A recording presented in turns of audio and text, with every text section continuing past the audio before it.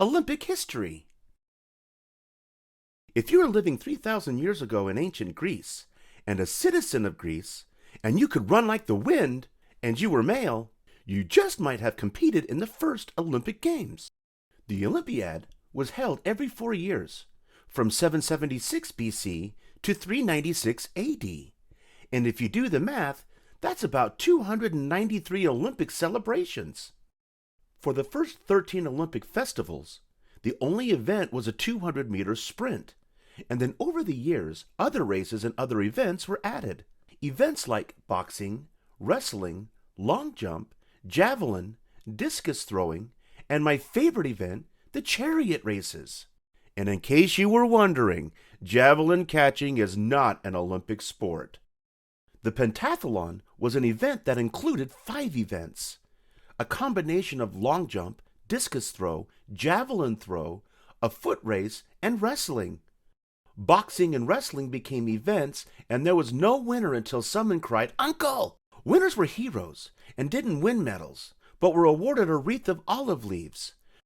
Married rich women ate free meals, went to all the cool parties, and had the best seats to all the cool plays. The ancient Olympic Games were held in Olympia, Greece, which is where Mount Olympus is, and where the gods of Greek mythology were believed to reside. The games were held in honor of Zeus, the mythical king of the gods. The first Olympic marathon was a modern event and was not run anciently, but it was inspired by an event in Greek history. In 490 BC, Pheidippides was a day runner and messenger, and he ran from Athens to Sparta and then on to the battlefield near the town of Marathon, Greece. So that's where the race called marathon comes from. Then back to the city of Athens to announce the defeat of the Persians. In 2 days, he ran about 150 miles. Pheidippides does all this running, returns to Athens, and he delivered the message, victory. And with that, Pheidippides killed over dead. Yeah, he probably should have trained better.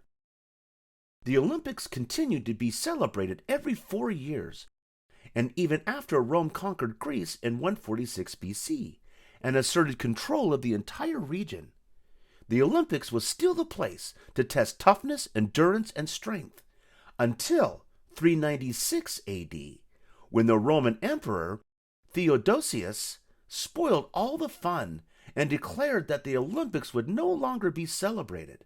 They would be halted and stopped forever. What a downer. Think of all those athletes who trained for so long. So that was it. End of Olympic history. Period. Right? Nope. It was about 1,500 years later when it was proposed by a Frenchman that the Olympic Games begin again to foster world peace and friendly competition. So the IOC was formed, the International Olympic Committee, and in 1896 the first Olympiad was held in Athens, Greece. 241 male athletes from 14 nations competed in events like swimming, tennis, cycling, shooting, gymnastics, and fencing. And the first marathon was run through Marathon, Greece. Since then, the Olympic Games have been held in countries all over the world, and new events are being added all the time. Competitors include men and women. Finally! The relay of the Olympic torch begins with the lighting of the flame in Olympia, Greece. The torch is handed off and travels the world until it reaches its destination, the host nation of the Olympics. Some very cool tricks are used for lighting the Olympic cauldron. The rings of the Olympic symbol represent the 5 continents: blue for Europe, black for Africa, red for the Americas, yellow for Asia, and green for Australia. Gold, silver, and bronze medals are awarded to the top competitors in each event.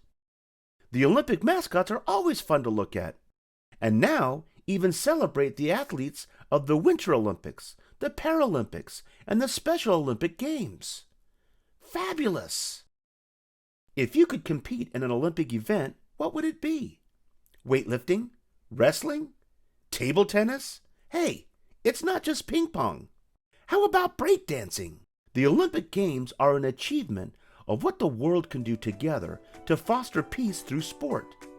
There are winners and losers, but we celebrate all the competitors.